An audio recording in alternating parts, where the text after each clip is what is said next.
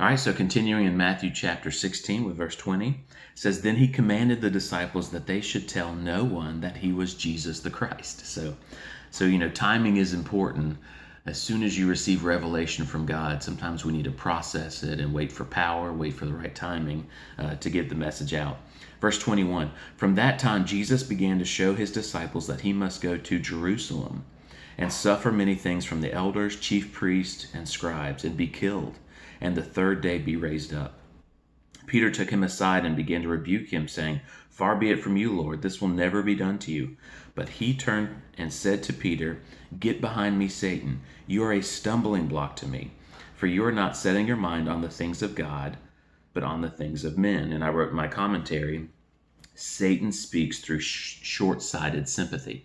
So man, we've got this story of Peter who received revelation that Jesus is the Christ, and Jesus praised him for it.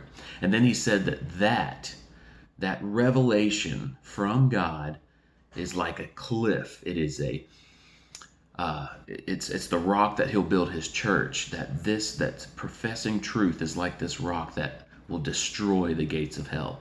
But then he turns here when he sees that Peter is thinking just based on the physical world, and he has the short-sighted sympathy, and he's against Jesus's mission, and he calls it a stumbling block, and that he is an instrument of Satan. So man, we've got to be very sober-minded about this, because it's so easy for us to get our minds off of God's way of thinking, get into the natural, and not want people to suffer, because we're getting ready to find out in the next verses that we've got to take up our cross and follow Jesus. So this applies to us. I mean, yeah, Jesus, he had this very hard mission that his disciples did not want him to go through, and that's satanic. But you and I, life is hard, and life, we are going to suffer. I mean, we know this, that in this life we'll have many troubles, but take heart, Jesus has overcome the world.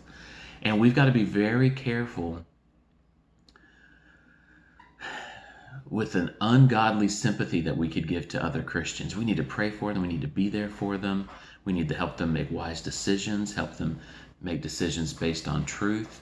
But sometimes, we're just called to suffer. And, even Paul said that, if we share in the suffering, we will share in the glory. So Jesus suffered, we will suffer. So let's not be sympathetic toward other people in an ungodly way. We need to have godly sympathy, but not this ungodly sympathy where we don't want people to achieve what God wants them to achieve. So let's be very mindful of that. Let's be in prayer for wisdom and to not be a stumbling block, because that word stumbling block also means like a trap. And so what we could do is we could set traps with our worldly sympathy for other people and trap them in something and keep them from accomplishing God's will.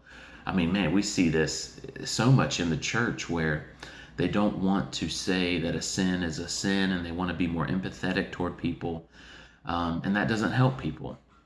If someone is struggling, let's take homosexuality. That's a huge issue. There are so many Christians who don't want to say that's a sin, and they want to have sympathy toward people who struggle with same-sex attraction. They want to tell them that it's okay. Well, that's satanic.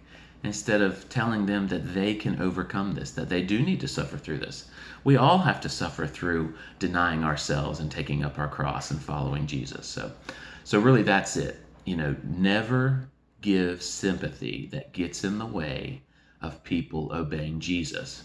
Peter was trying to give Jesus sympathy as Jesus was obeying his Father. It was already hard enough for Jesus. He didn't need people giving him this ungodly sympathy. That is satanic. So may you and I not give people ungodly sympathy that keeps them from accomplishing God's work in their life.